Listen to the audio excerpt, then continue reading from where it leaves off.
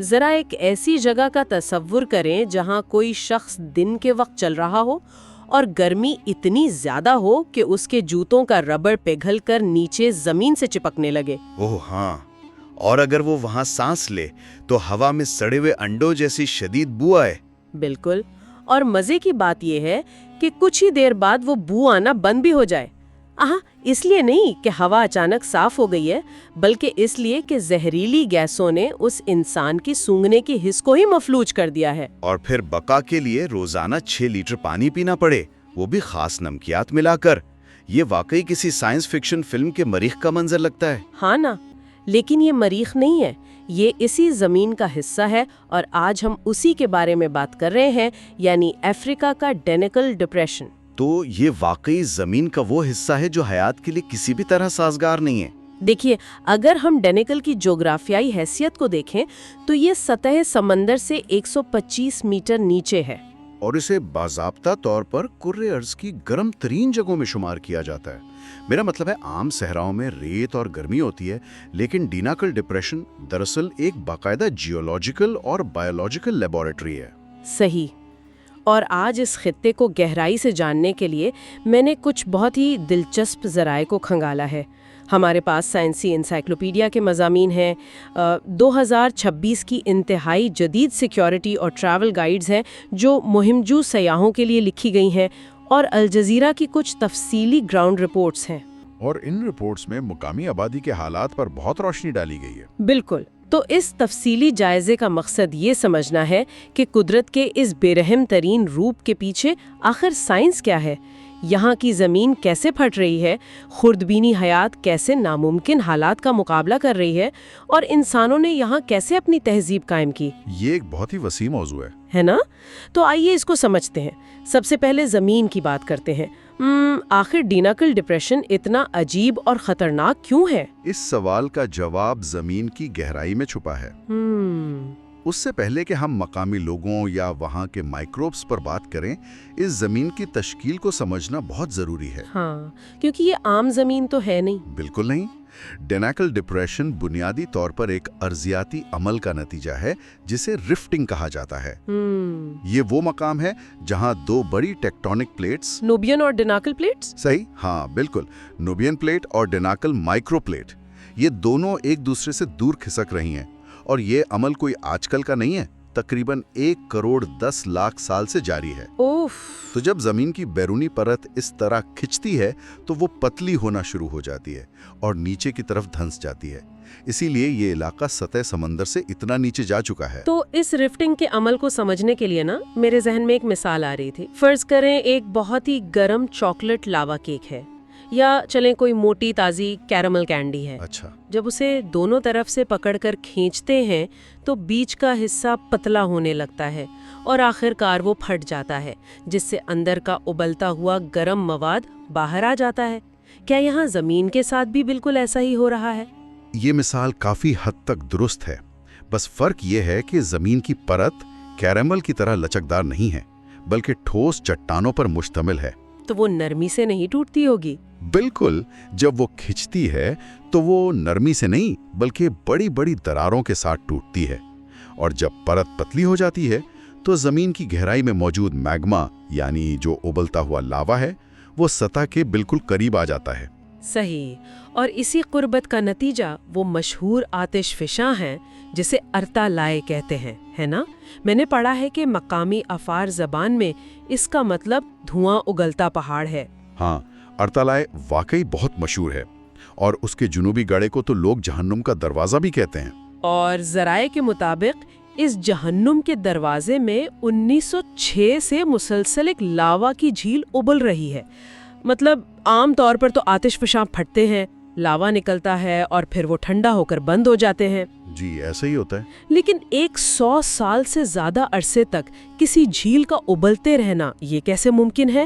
یہ تو ارضیات کا کوئی بہت ہی انوکھا کرشمہ لگتا ہے۔ دیکھیں یہاں جو بات سب سے زیادہ حیران کن ہے وہ یہ ہے کہ ارتا آلے کا پائپنگ سسٹم زمین کے مینٹل کے ساتھ سیدھا جڑا ہوا ہے۔ اوہ، براہ راست کنیکشن۔ ہاں، یہ ایک اوپن وینٹ سسٹم ہے، یعنی نیچے سے گرم میگما मुसलसल ऊपर आता है, सतह पर आकर अपनी गैसें खारिज करता है और फिर ठंडा होकर दोबारा किनारों से नीचे चला जाता है। एक तरह की रिसाइकलिंग हो रही है। बिल्कुल, ये एक ना रोकने वाला साइकिल है जो इसे दुनिया की उन चंद गिनी चुनी लावा झीलों में शामिल करता है जो कभी ठंडी नहीं होती।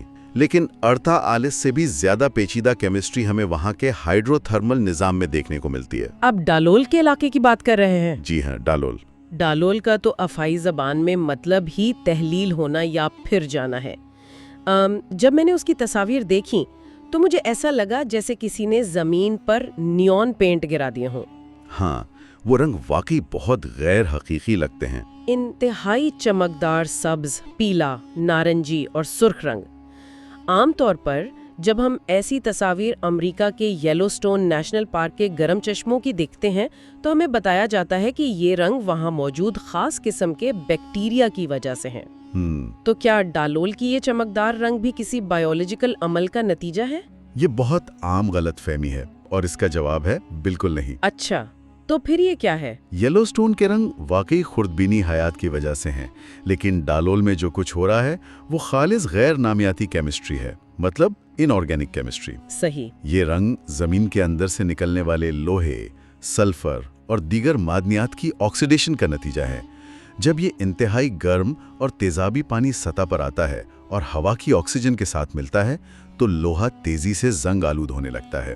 मतलब ऑक्सीडाइज होता है। तो क्या रंग जंग के मुख्तलिफ मराहिल हैं?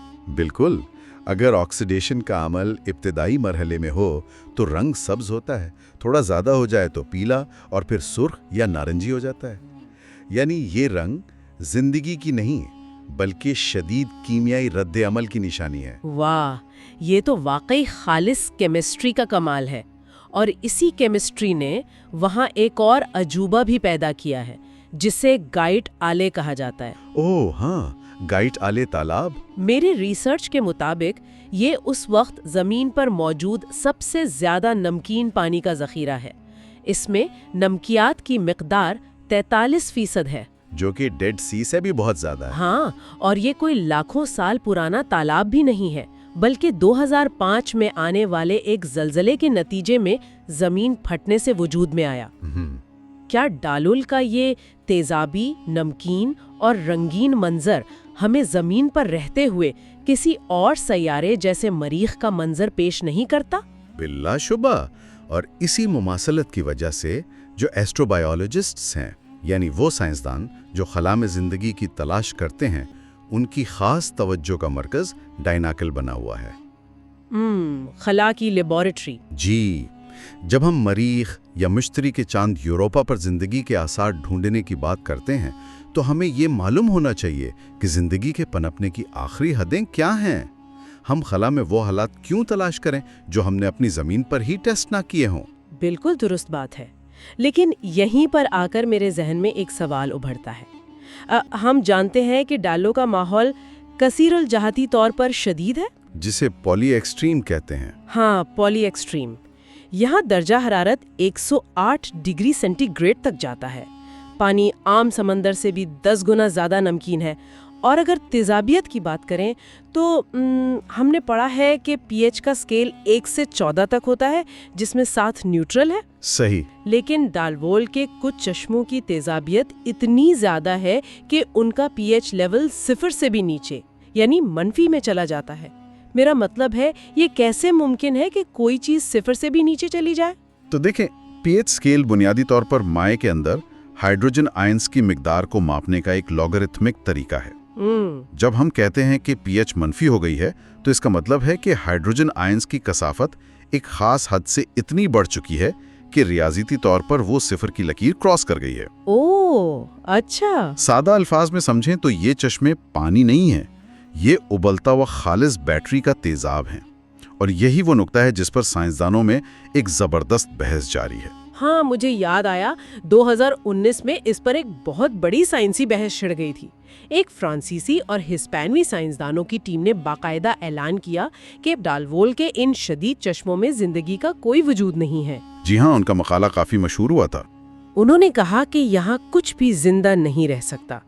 लेकिन उन्होंने सिर्फ दावा नहीं किया, बल्कि इसकी वजह भी बताई कि जब पानी में मैग्नीशियम की इतनी ज्यादा मिकदार और इंतहाई तेजाबियत एक साथ मिलते हैं तो वो मिलकर जिंदगी की बुनियादी इकाइयों को ही तबाह कर देते हैं। बिल्कुल, उनका इस्तिदलाल ये था कि ये कीमियाई माहौल बायोमोलिक्यूल्स को डीनेचर कर देता है। डीनेचर? हाँ, जैसे अगर कोई अंडे को उबालता है तो उसकी प्रोटीन की साख्त हमेशा के लिए बदल जाती है। सही।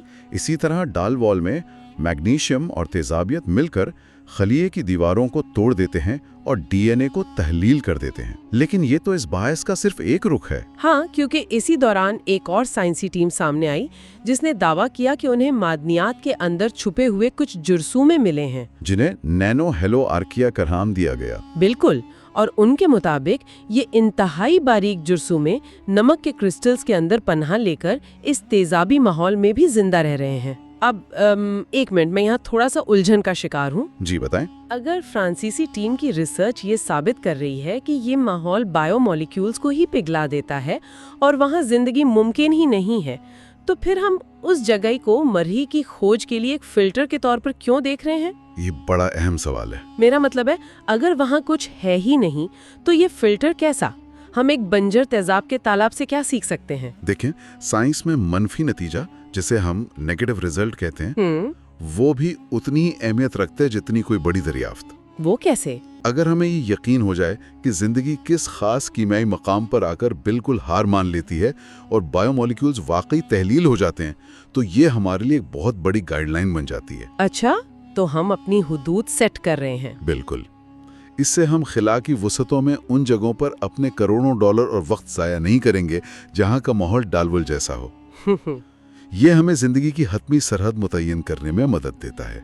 ये बात वाकई समझ में आती है, लेकिन एक बात जो मुझे सबसे ज्यादा हैरान कर रही थी वो ये है कि जहां साइंसदानों के नजदीक एक खुर्दबिनी जरसूमे का मादनियात में छुपकर जिंदा रहना भी मौजिजा लग रहा है, जी हाँ, वहीं दूसरी तरफ इंसानों ने न सिर्फ इस जहन्नुम नुमा वादी में बका की जंग जीती है, बल्कि बाकायदा एक मुकम्मल तहजीब खड़ी की है। मैं आफार कबीले की बात कर रही हूँ, जिन्हें डेनाकिल भी कहा जाता है। अगर हम इस खित्ते की इंसानी तारीख को देखें ना, तो आफार कौम का वजूद अर्जियात से कम हैरान कुन नहीं है। 13वीं सदी में अंदलुस के मशहूर सयाह और मुसन्निफ इब्ने सईद ने सबसे पहले इनका जिक्र अपनी तहरीरों में किया था। 13वीं सदी से? हाँ, और इनकी तारीख पढ़कर ये बात वाज़ेह होती है कि इनका सख्त और जंगजू मिजाज दरअसल इनके इर्द गिर्द मौजूद इस बेरहम जोग्राफिया का ही परतू है। जब रोज़मर्रा का माहौल ही मारने पर तुला हो तो इंसान फितरी तौर पर सख्त जान हो जाता है। उनकी जंगजू फितरत के हवाले से इथियोपिया के शहंशाह एमाद 7 की तारीखी दस्तावेजात पढ़कर तो सच में रोंगटे खड़े हो जाते हैं।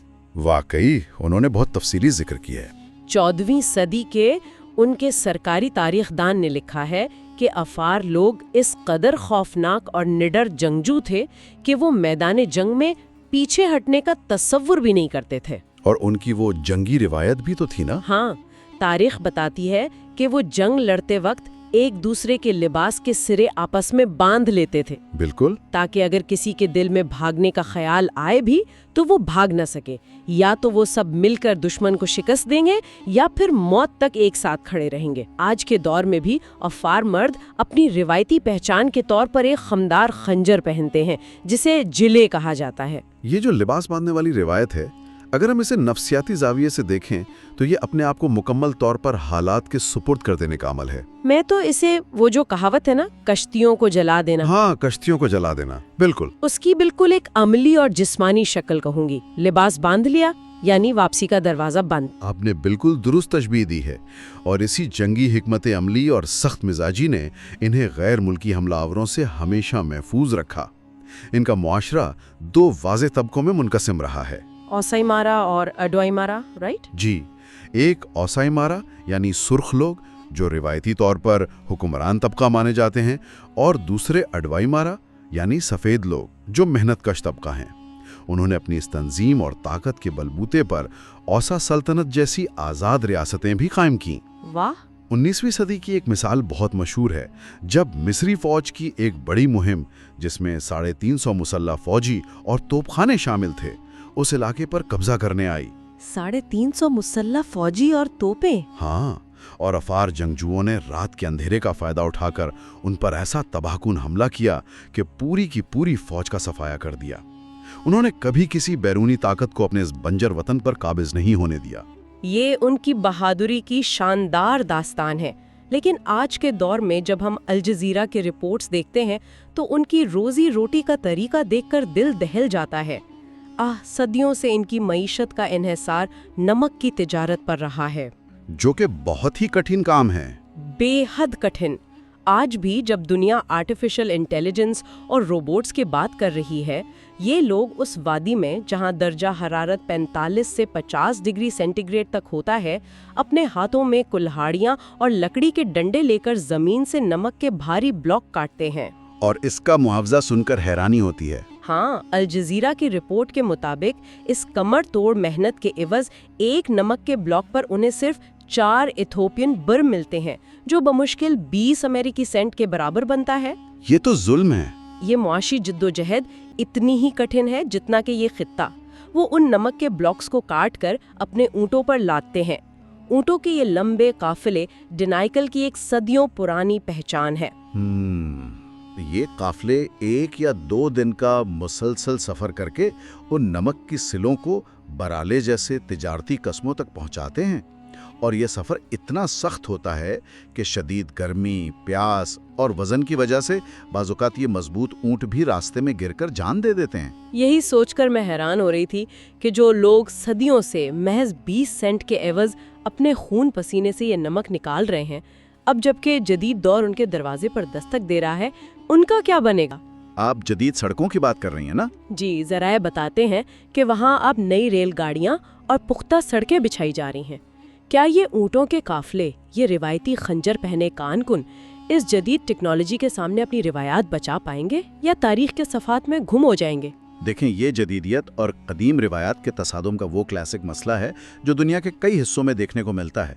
लेकिन डायनेकॉल में ये तसादुम सिर्फ सड़कों और नमक तक महदूद नहीं है। सड़कें बनने से एक और चीज़ वहाँ पहुँच रही है, और वो है जदीद सियाहत, जिसे एक्सट्रीम टूरिज्म कहा जाता है। ओह हाँ, एक्सट्रीम टूरिज्म। इस खौफनाक, कदीम और अलग थलग दुनिया में अब मुहिमजू सयाह अपने कैमरे और जदीद सहूलियात के साथ कदम रख रहे हैं, और ये जदीद सयाहत और कदीम खतरात का एक बहुत ही अनोखा टकराव पैदा कर रहा है।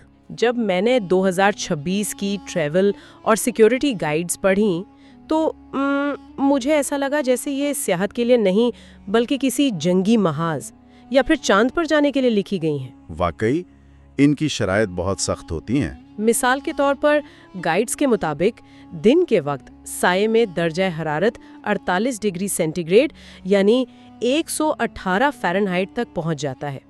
अगर कोई वहां है तो गाइड की पहली शर्त यह है कि रोजाना 4 से 6 लीटर पानी बमा इलेक्ट्रोलाइट्स पीना लाजमी है। और इस इलेक्ट्रोलाइट्स की शर्त की एक बहुत ठोस साइंसी वजह है। वो क्या? जब इतनी गर्मी में पसीना बहता है तो जिस्म सिर्फ पानी ही नहीं बल्कि नमकियात, खास तौर पर सोडियम भी तेजी से खारिज कर रहा होता है। अगर कोई सिर्फ सादा पानी पीता रहेगा तो खून में सोडियम की सतह खतरनाक हद तक गिर जाएगी, जिसे मेडिकल की जबान में हाइपोनेट्रीमिया कहते हैं। अच्छा। इससे इंसान कोमा में जा सकता है और मौत भी वाक़ई हो सकती है। इसीलिए वो गाइड्स 10 to 4 रूल का सख्ती से निफाज करती हैं। 10 to 4 रूल? जी, इस उसूल के तहत सुबह 10 बजे से शाम 4 बजे तक आप किसी भी किस्म की जिस्मानी सरगर्मी नहीं कर सकते। बस किसी साये में बैठकर गर्मी की शिद्दत कम होने का इंतजार करना पड़ता है। उफ, और वहाँ जाने के लॉजिस्टिक्स भी तो देखें। गाइड्स के मुताबिक एक अकेली गाड़ी में वहाँ जाना मौत को दावत देना है। कम से कम 2 4x4 गाड़ियों का काफिला होना लाजमी है। जाहिर है, अगर कोई इमरजेंसी हो जाए। बिल्कुल। अगर एक गाड़ी नमक की दलदल में धंस जाए या उसका इंजन गर्मी से जवाब दे जाए तो दूसरी गाड़ी रेस्क्यू करने के लिए मौजूद होनी चाहिए।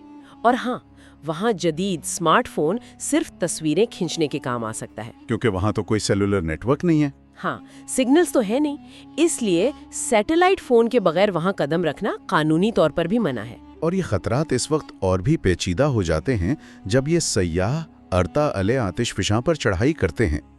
वहाँ की जमीन आम मिट्टी या पत्थर नहीं है बल्कि बेसाल्टिक लावा है, जिस पर जूते पिघल जाते हैं। बिल्कुल। ये चट्टानें दिन के वक्त सूरज की तपिश और नीचे मौजूद लावे की वजह से इतनी गर्म हो जाती हैं कि आम जॉगिंग शूज या हाइकिंग बूट्स का रबड़ पिघलना शुरू हो जाता है। वहाँ खास किस्म के वाइब्रम सोल वाले जूते पहनने पड़ते हैं और फिर उन जहरीले गैसों का खतरा जो वहाँ हर वक्त हवा में मौजूद होती हैं। हाँ, गैसों का तो एक अलग ही खौफनाक पहलू है। सल्फर डाइऑक्साइड और हाइड्रोजन सल्फाइड मुसलसल जमीन से निकल रही हैं। गाइड्स सख्ती से हिदायत करती हैं कि हर शख्स के पास गैस मास्क होना लाजमी है, वरना आप चंद मिनट भी खड़े नहीं रह सकते। बिल्कुल। लेकिन जो चीज़ मुझे सबसे ज़्यादा खौफनाक लगी वो हाइड्रोजन सल्फाइड गैस का धोखा देना है। ज़राए बताते हैं कि इस गैस की बू बिल्कुल सड़े हुए अंडों जैसी होती है, लेकिन जब इसकी मिकदार हवा में ज़्यादा हो जाए तो ये इंसान की सूंघने की हिस्स को आर्जी तौर पर मफलूज कर देती है। जी, जिसे ऑल्फैक्टरी फटीग कहते हैं। हाँ, यानी लगता है कि चलो शुक्र है गैस खत्म हो गई, बू आना बंद हो गई, जबकि दर हकीकत गैस वहीं होती है और इंसान तेजी से बेहोशी और फिर मौत की तरफ जा रहा होता है। ये तो बाकायदा एक खामोश कातिल है। आपने बिल्कुल सही निशानदेही की। ये गैस इंसानी आसाब के साथ खेलती है और माहौलियाती खतरात के साथ साथ सिक्योरिटी के खतरात भी वहाँ कम नहीं है। हाँ, एरिट्रिया का बॉर्डर पास है ना। जी। डिनाकल डिप्रेशन एरिट्रिया की सरहद के इंतहाई करीब है। 2026 के ज़वाबित के मुताबिक मुसल्ला अफार स्काउट्स और फेडरल पुलिस की गाड़ी का काफिला के साथ होना कानूनी तौर पर लाजमी है। अगर हम गैर जानिबदार रहकर तारीखी हक़ाइक़ की बात करें तो 2012 में इस इलाके में यूरोपीय सयाहों पर एक अफसोसनाक हमला हुआ था, जिसके नतीजे में कई जानें गईं। इस वाक़े के बाद से इथियोपिया की हुकूमत ने वहाँ सिक्योरिटी के इंतहाई सख्त प्रोटोकॉल नाफिज कर रखे हैं। आप बगैर मुसल्ला गार्ड्स के इस इलाके में दाखिल ही नहीं हो सकते। और अगर ये सब कुछ कम था तो मेडिकल इमरजेंसी का खर्चा सुन लें। अगर कोई हीट स्ट्रोक का शिकार हो जाए, गैस से बेहोश हो जाए या गिरकर जख्मी हो जाए तो जाहिर है वहाँ कोई अस्पताल या एम्बुलेंस तो नहीं आएगी। कोई चांस नहीं। वहाँ से निकलने का वाहिद और तेज तरीन रास्ता हेलीकॉप्टर के जरिए इनखला है, जिसे हेम्स यानी हेलीकॉप्टर इमरजेंसी मेडिकल सर्विसेज कहते हैं। और इस एक रेस्क्यू फ्लाइट का बिल 15,000 से $25,000 तक आता है। बहुत बड़ी रकम है। ये सुनकर तो कोई भी पूछेगा कि आखिर इंसान अपना पैसा, वक्त और जान जोखिम में डालकर गैस मास्क पहनकर और पिघलते हुए जूतों के साथ इस जहन्नुम-नुमा जगह पर क्यों जाना चाहता है। ये इंसानी नफ्सियात की एक बहुत पुरानी कशमकश है। इंसान हमेशा से नामालूम और ख़तरनाक चीज़ों की तरफ खिंचता आया है। कुछ लोग दुनिया की उन आखिरी सरहदों को अपनी आंखों से देखना चाहते हैं, जहाँ कुदरत का कंट्रोल अभी भी मुकम्मल हो। एक सनसनी की तलाश। हाँ, वो ये महसूस करना चाहते हैं कि जब ज़मीन अपने तमाम तर गैज़ो गज़ब के साथ आपको मुस्तरद कर रही हो तो वहाँ सिर्फ चंद घंटे खड़े होने का एहसास क्या होता है। ये उनके लिए एक तरह की बका की फतह का एहसास है। तो आज के इस तफसीली जायजे को हम समेटते हैं। आज हमने देखा कि किस तरह दो अजीम टेक्टोनिक प्लेटों के एक दूसरे से दूर खसकने ने ज़मीन का सीना चाक किया और वहाँ से लावा और तेजाब उबलने लगा। बिल्कुल। हमने उन साइंसी मुबाहिसों की गहराई को समझा जो ये खोजने में मसरूफ़ हैं कि आया कोई खिरदबीनी हयात इस उबलते तेजाब में भी नमक के क्रिस्टल्स में छुपकर जिंदा है या नहीं। हमने अफार कबीले की लाजवाल और जंगजू हिम्मत को देखा, जिन्होंने इस आग की वादी में न सिर्फ जंगें जीती बल्कि इसे अपना घर बनाया और उनकी माशी जद्दोजहद को भी समझा। हाँ, और आखिर में हमने जाना कि कैसे जदीद मुहिमजू सयाह 118 डिग्री फ़ारेनहाइट में खतरात से खेलने के लिए हज़ारों डॉलर खर्च कर रहे हैं। मेरा मानना है कि ये तमाम हक़ाइक़ और पहलू हमारे लिए बहुत अहमियत रखते हैं। आज के इस आरामदेह और टेक्नोलॉजी से लेस दौर में जहां हम समझते हैं कि हमने कुदरत को अपने कंट्रोल में कर लिया है, डिनाकल डिप्रेशन हमें याद दिलाता है कि हमारी असल औकात क्या है। सच कहा आपने। ये हमें खतरे और बका की असल तारीफ समझाता है। ये दोबारा गौर करने पर मजबूर करता है कि इंसान की कुव्वत बर्दाश्त और उसके अज़्म की हतमी हदें क्या हैं। इस प्रोग्राम के आखिर में इन ज़राए को पढ़ने के बाद मेरे जहन में एक ख्याल बार बार आ रहा था। ज़रा इस अजीबो गरीब तज़ाद पर गौर करें। ایک طرف وہ جدید مہم جو سیاح ہیں جو محض خطرے کا سنسنی خیز تجربہ کرنے کے لیے آ رہے ہیں، انہوں نے $25,000 مالیت کے ہیلی کاپٹر ریسکیو کا انشورنس کروا رکھا ہے تاکہ وہ چند دن اس جہنم کا مزہ لے سکیں۔ اور دوسری طرف وہیں چند کلومیٹر کے فاصلے پر وہی قدیم افار نمک کے کان کن ہے جو آج بھی 50 ڈگری کی گرمی میں محض 20 سینٹ روزانہ کے عوض کلہاڑیاں چلا کر اسی جان لیوا ماحول سے اپنے لیے زندگی نچوڑ رہے ہیں۔ ان کے لیے تو یہ روزمرہ کی زندگی ہے۔ بالکل، ان کے پاس نہ کوئی گیس ماسک ہے اور نہ کوئی ہیلی کاپٹر۔